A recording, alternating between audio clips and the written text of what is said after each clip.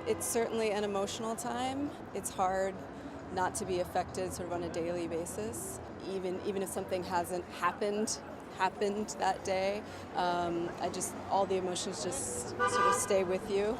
Recently, I wrote a poem about a young boy that I saw who was right around the corner, actually, who was in handcuffs. He couldn't have been more than 8, I would say, and I teach third grade, so that was, I instantaneously could, identify his age. And he was sitting on the sidewalk. There were 2 young girls, couldn't have been more than 13 or 14, also in handcuffs. And I said to one of the police officers as I walked past, "Does the little one really need to be in cuffs?"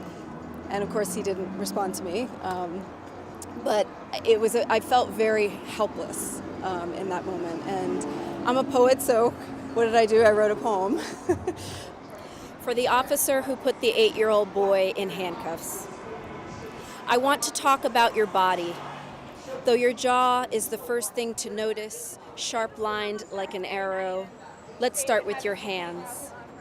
How heavy the hulk of your palms as they retreat from the shoulders of the boy.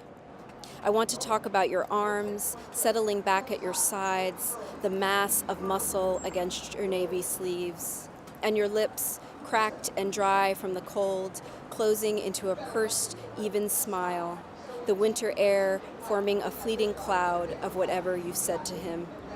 I want to talk about your body so I don't have to talk about his. Let's discuss your eyes, pale green in the lights of the cruiser. I want to discern their temperature, indifference, or care, so I don't have to note his face if there are tears as bitter as the evening's threat of snow. I want to consider the whole of you, so I don't have to speak again and again about his small beauty.